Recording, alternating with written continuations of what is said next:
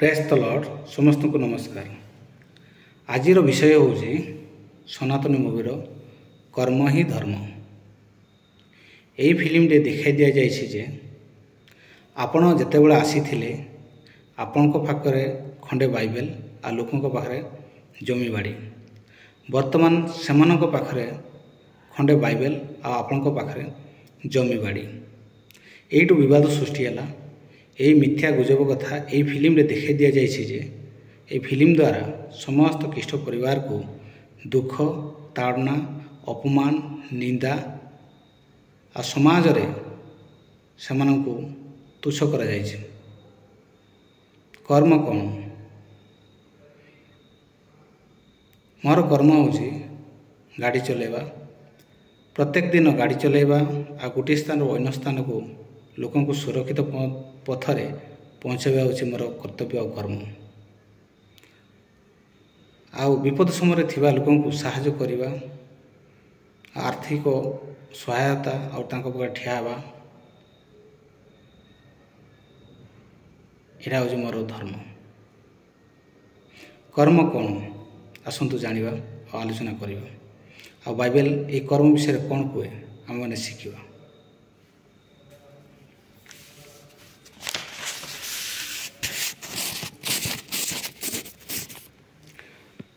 କର୍ମ। ରୋମିଓ ପୁସ୍ତକ 8 ପର୍ବର 12 ଓ 14 ପଦରେ ଏହିପରି ଲେଖାଯାଇଅଛି ଯେ, ହେ ଭାଇମାନେ, ଆମ୍ଭେମାନେ ରଣି, କିନ୍ତୁ ଶାରୀରିକ ଭାବ ଅନୁସାରେ ଜୀବନଯାପନ କରିବାକୁ ଶରୀର ନିକଟରେ ନୁହେଁ। କାରଣ ଯଦି ଶାରୀରିକ ଭାବ ଅନୁସାରେ ତୁମ୍ଭେମାନେ ଜୀବନଯାପନ କର ତେବେ ଅବଶ୍ୟ ମରିବ। କିନ୍ତୁ ଯଦି ଆତ୍ମାଙ୍କ ଦ୍ୱାରା ତୁମ୍ଭେମାନେ ଶାରୀରିକ କର୍ମ ସବୁକୁ ବିନାଶ କର ତେବେ ତୁମେ ଜୀବିତ ହେବ। ଆଉ ନୀତି ବଚନ ମଧ୍ୟରେ 12 ପର୍ବର 20 ପଦରେ ଏହିପରି ଲେଖା ହୋଇଅଛି, ଅନିଷ୍ଟକ ଚିନ୍ତାକାରୀର ହୃଦୟ ଛଳନା ପ୍ରବଞ୍ଚନା ସଦାସର୍ବଦା ରହିଥାଏ, ମାତ୍ର ଶାନ୍ତି ପରାମର୍ଶଦାତାର ଆନନ୍ଦ ହୁଏ।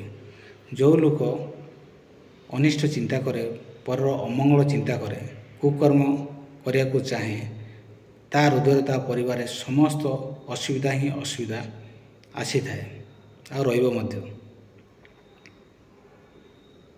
ଏଥିପାଇଁ ଆମେମାନେ ସୁକର୍ମ କରିବା ଦରକାର।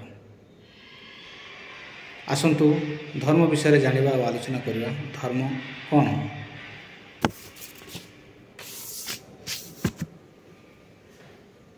ଧର୍ମ ମାତୀୟ ପୁସ୍ତକ 6:1 ଏହିପରି ଲେଖା ହୋଇଅଛି ଯେ,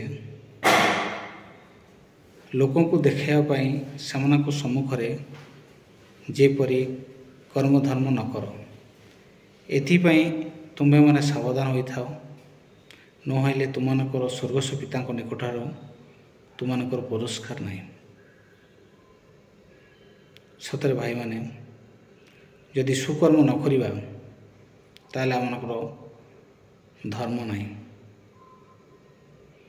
ଆଜି ଧର୍ମ ନାମରେ ଓଡ଼ିଶାରେ ଦଙ୍ଗା ହିଁ ଦଙ୍ଗା। ଆଜି ଟପିଂସ ସାର୍ ଏହି ଫିଲ୍ମକୁ ପ୍ରମୋଟ କରିବା ଚକ୍କରରେ ଏ ଫିଲ୍ମକୁ ବନାଇ କି ଲାଭ ପାଉଛନ୍ତି? କେବଳ ନିଜକୁ ଖୁସି ଲାଗୁଥିବ, କିନ୍ତୁ ଅନ୍ୟମାନଙ୍କ ଆଖିରେ ହୃଦୟରେ ଦୁଃଖ ହିଁ ଦୁଃଖ। ଟପିଂସର ସାର୍ଙ୍କୁ ମୋର ଗୋଟିଏ ରିକ୍ୱେଷ୍ଟ କହିବାକୁ ଚାହେଁ, ଆପଣ ସୁକର୍ମ କରନ୍ତୁ, ଲୋକଙ୍କୁ ସାହାଯ୍ୟ କରନ୍ତୁ, ବିପଦରେ ବେଳେ ଠିଆ ହୁଅନ୍ତୁ। ଆପଣଙ୍କ ସମସ୍ତ କଥାରେ ସହମତି ହେବେ, ଆପଣଙ୍କର ମଙ୍ଗଳ ହେବ, ପ୍ରଭୁ ଆପଣଙ୍କୁ ଆଶୀର୍ବାଦ କରିବେ। ଆପଣ ଯେତେ କୁକର୍ମ କରିଥିଲେ ସବୁ ସୁକର୍ମରେ ପରିଣତ ହେବ ଆଉ ଲୋକମାନେ ଭୁଲିଯିବେ। ଯଦି ଆପଣମାନେ ଏହିପରି କୁକର୍ମ କରି ଚାଲୁଥିବେ, ସମୟ ଆସିବ ଆପଣ ଯାହା କରିଛନ୍ତି ତାହା ହିଁ ସୁଚକ୍ଷୁରେ ଦେଖିବେ ଓ କାଟିବେ। ଆପଣଙ୍କ ପାଖରେ ଯେଉଁ ଲୋକମାନେ ସପୋର୍ଟ କରୁଥିଲେ କହୁଥିଲେ ଦଙ୍ଗା କରିବା ପାଇଁ, ଲୋକଙ୍କୁ ବିପଦରେ ପକାଇବା ପାଇଁ, ଅସୁବିଧା କରିବା ପାଇଁ, ଆପଣଙ୍କ ବିପଦ ବେଳେ କେହି ପାଖରେ ନଥିବେ। କେବଳ ଆପଣ ହିଁ ଏକମାତ୍ର ଥିବେ। ଆପଣଙ୍କ ଆଖିରେ ଲୁହ ହିଁ ଲୁହ, ଦୁଃଖ ହିଁ ଦୁଃଖ। ଆପଣ ସେତେବେଳେ କ'ଣ କରିବେ? ଏଥିପାଇଁ ତପି ମିଶ୍ର ସାର୍ଙ୍କୁ ମୋର ଗୋଟିଏ ରିକ୍ୱେଷ୍ଟ, ଆପଣ ସୁକର୍ମ କରନ୍ତୁ, ଲୋକଙ୍କୁ ସାହାଯ୍ୟ କରନ୍ତୁ, ଆଉ ଲୋକଙ୍କ ବିପଦ ବେଳେ ଠିଆ ହୁଅନ୍ତୁ। ଆପଣଙ୍କର ସମସ୍ତ ଆଶୀର୍ବାଦ ଆପଣଙ୍କ ଉପରେ ରହିବ। ପ୍ରଭୁ ଆପଣଙ୍କୁ ଆଶୀର୍ବାଦ କରିବେ। ଯଦି ନ କରିବେ ତା ଆପଣଙ୍କର ଇଚ୍ଛା, ସମୟ ଆସିଲେ ତାହା ପ୍ରମାଣିତ ହେବ।